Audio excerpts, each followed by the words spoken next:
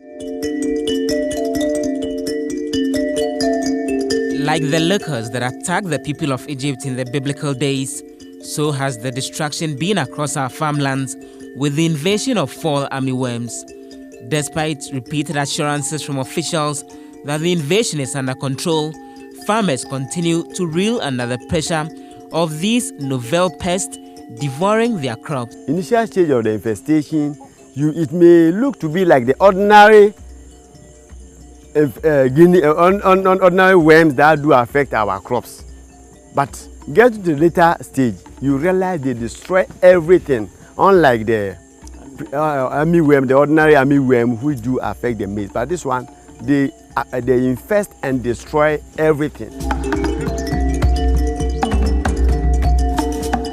My name is Joseph Opoku Gakpo, and in this edition of Hotline, Christian Rampaging Soldiers, I take you on a tour of some farming communities to assess the level of damage that these pests have caused to fields and how farmers are struggling to recover.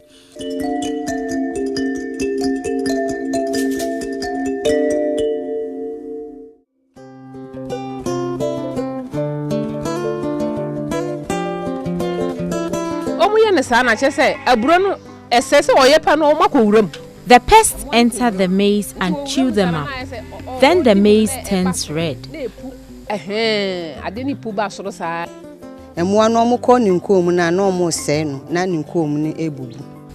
There are some of those pests on my farm. I have a 3-acre farm. 3 acres. I have used some chemical on it already, but nothing has changed. I've never seen these kinds of pests on my farm since I started my work as an extension agent. They usually hide in the corn. They chew and defecate in it, disrupting the growth of the corn. My 3.5-acre farm is more than 2 months now. They should have been ready for harvest by now, but because of the pest, that has not been possible.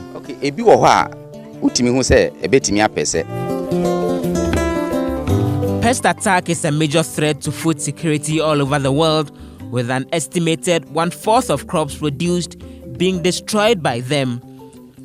African farmers have battled pests for several centuries now, including the African armyworm. But for the first time last year, the fall armyworm, a pest native to the Americas, invaded Africa and Ghana, destroying crops beyond salvage. There's a paper that I read that had attempted or that had done some characterization using molecular techniques. And they found 2 strains. Actually, even in America, they have 2 strains, what we call the rice strain and then the maize strain. And they found both strains in Africa. The paper also suggests that these strains are genetically distinguishable, but morphologically they are quite identical. And when they did the molecular analysis, they found 2 halophytes, and the presence of the 2 halophytes suggests that we possibly have both strains from the Americas in Africa. But the presence of the 2 suggests that they might have come in multiple introductions, because one introduction possibly would have brought only one of them. But the fact that we have the 2, at least they might have come in 2 introductions. The name fall armyworm is deceptive. They are not exactly worms. They are the caterpillar or young versions of moth or butterfly. They feed on more than 100 plant species, including maize, rice, sorghum, cocoa, vegetables, and cotton. Fall armyworm has a voracious appetite and can reproduce and spread quickly, given the right environmental conditions. Fall armyworm is a creature which arrived on the shores of Africa only 2 years ago from North America. And in a very short space of time, it spread all over Africa. This problem is not only in Ghana, it's reported in Uganda, it's reported in Kenya, and many other places around Africa. And we in Ghana are having our fair share of this outbreak.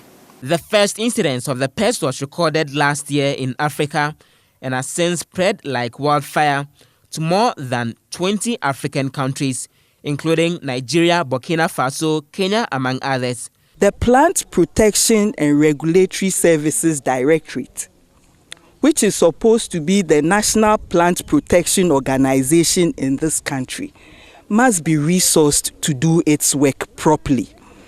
Because if the materials came through, a consignment of goods, if they were well resourced, they would have determined it at the ports before bringing it in. They would probably have, contained it at the ports. But now we don't even know how they got here. They are called fall armyworms because they mainly emerge and destroy crops in Northern and Southern America during the fall season. And when they attack crop fields, they march along the ground like a vast army of worms in search of more food. After mating, female moths lay egg masses of 100 to 200, usually on the underside of leaves, and within a few days, the young larvae emerge and start feeding actively. They are very, very reproductive. They produce quite quickly. In fact, the adult female lays 150 to 200 eggs per time and can lay up to 1,000 eggs within a lifetime. The eggs mature quite quickly. Within 10 days, you have the 10 days or so, you have the larva, the young larva, which there and then begins to devastate crops. So their reproduction is also very fast, and they can dominate an area within a short time. Some of these lepidopterans, they have diapause where, especially when the environmental conditions aren't conducive, their development ceases, like they stop their development for a time. But these guys are able to develop all the time. They generally do not have the diapause characteristics. So that is also the other thing. And then how they reproduce. If the adult female wants to lay, it lays in hidden places, underneath, maybe at the back of the leaf or in the funnel of the plant. So normally when you want to spray and you want to control with contact insecticides, for example, then it wouldn't be effective because they are mostly hidden. And they are also not quite active, especially the larvae, not quite active during the day. They're active during the night. So if you also target your control mechanisms or control practices during the day, then you are missing them because they can hide and they're also active when you are not active. The first time farmers in Ghana saw the fall armyworm invasion was last year. They destroyed an estimated 4,000 hectares of crop fields. When the rain stopped and the farming season ended, they vanished, only to resurface in March this year at the start of the rainy season. Deputy Agric Minister Dr. Sugri Bambagni gave the following update when he appeared before Parliament on the 12th of July 2017, putting the figures of affected fields at more than 100,000 hectares. Currently, the fall armyworm has spread to all the 10 regions of Ghana and is estimated to be affecting 112,812 hectares of farmlands with an estimated 14,430 hectares destroyed completely. We had a report from the Ashanti region on armyworm invasion, specifically in Ejisu Dwabin, affected cocoa farms. Later, we heard information when our team from the regional administration, NADMO, and MOFA visited the area. They saw that the worms are spread to other crops farms, that is maize. We are talking about maize, we are talking about other crops. And so we managed to send a few chemicals to the Ashanti region for them to start spraying. But later, when we sent information to all the regions, alerted all the regions to be alert on this armyworm, we later had a report from Brown Hafo and Ashanti region. All 10 regions of the country have recorded incidents of fall armyworm invasion. I took a tour of some affected areas. Let's begin in the central region, where more than 1,500 hectares of farmlands have been destroyed. In the Asin South district alone, the farms of about 250 farmers growing about 4,000 acres of farmlands have been destroyed. District Chief Executive Derek Owusu says the invasion is getting out of hand. Actually, we have a district committee, and I'm the chairman for that committee in charge of the control of this armyworm infestation in our district. And for now, we have about 80 acres of farmland. It's totally destroyed by this fall armyworm infestation. And so we are doing our best. Government has supplied chemicals. We also form a district spraying gang. But since the rate at which the infestation is going is getting out of our hand, I don't know whether maybe there have been some sort of resistance to the chemicals that we are using at the moment. The farmers will be spraying, but day in, day out, you see reinfestation. The ones that we sprayed, you see the worms reinfesting that same farm.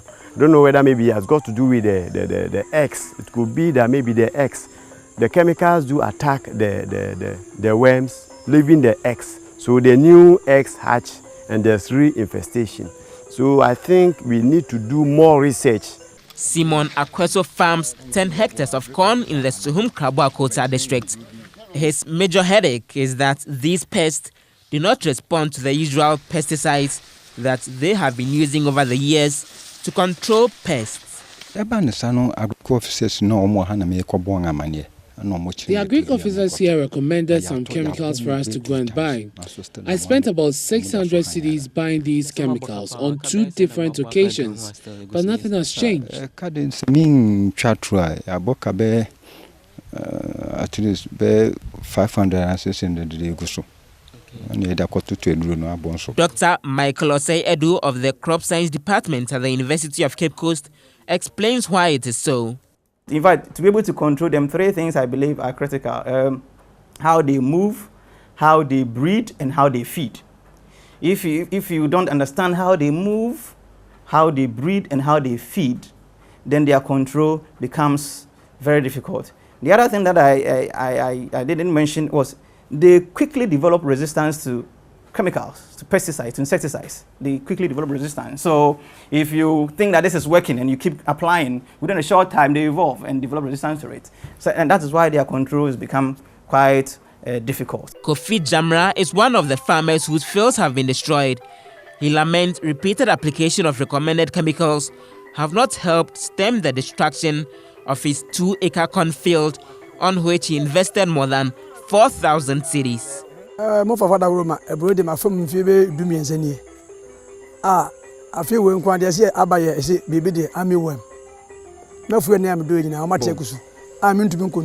been farming for 13 years now, but this year, something they call fall armyworm invaded our farms. 13 times from the infancy.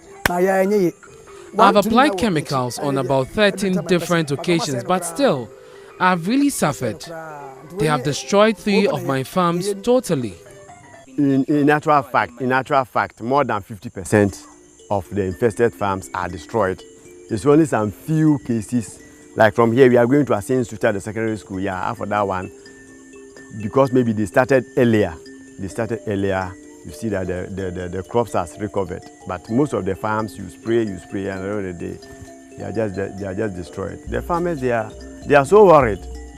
You could see from the farmer that we interviewed here, they are worried, and their fear is where are they going to get money to pay back to the agric offices where they took their supplies from. So I think government has to have a second look. Those farms that were infested, we have to get the statistics and see how best we can support them. Else, they will be very hot. The Asin in Suta Senior High School owns a 14-acre maize farm. They are hoping to feed the students from this field, but the armyworms will not allow that. That is what we have been doing. The school has just started a boarding school. And for us to be able to feed the student, we will be going into maize production and other crops. So it's part of the project we have been doing. So how has the armyworm infestation affected what you are doing on the field here? Yeah, it has affected us a lot because initially we had a very high infestation rate, but we have to resort to some chemicals from the open market, and that really helped to some extent. But you can see from the field that we still have the infestation there.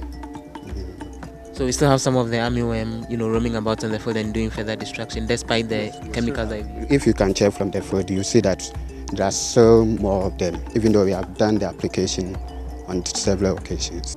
What do you envisage will be the consequence if the whole thing is not really brought under control in terms of the devastation on the fields? Yeah, I think that will affect our food production rate, and it means we will not be in a position to have enough to feed the student.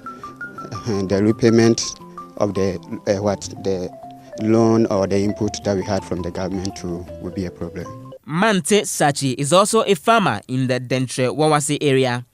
He lost a 2-acre maize farm. Me do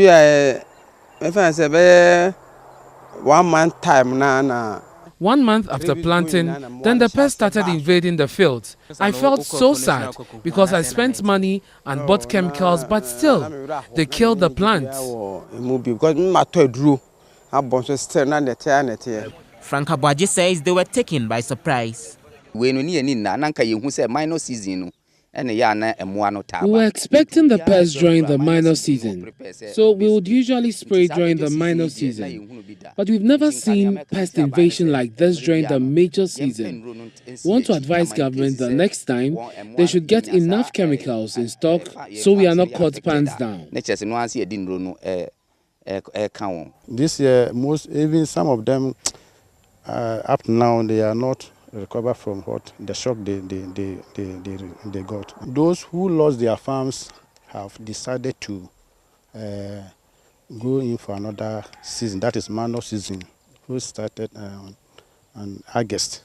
So we appeal to the government to bring us more chemicals. So before the farmers start the farm, they have the chemicals. So when they came, then the farmers were able to spray against them.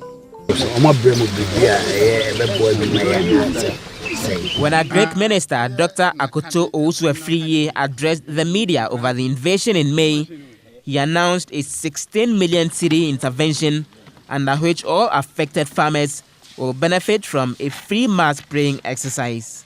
We have prepared a budget of 16 million Ghana cedis, a budget of 16 million Ghana cedis, half of which is to go into the purchase of the chemicals required to spray for the control and annihilation of the outbreak of the worm. When we put a lot of chemicals into the atmosphere, we are contaminating the atmosphere. We are even killing ourselves because those who apply the chemicals have effect. And then more so, the insect that we are trying to control also build resistance. You see, so the chemical option there, it is not the best actually. A recent report commissioned by the UK government and undertaken by the Center for Agric and Biosciences International, CABI, estimates Ghana may lose up to $163 million in 2017 as a result of the invasion.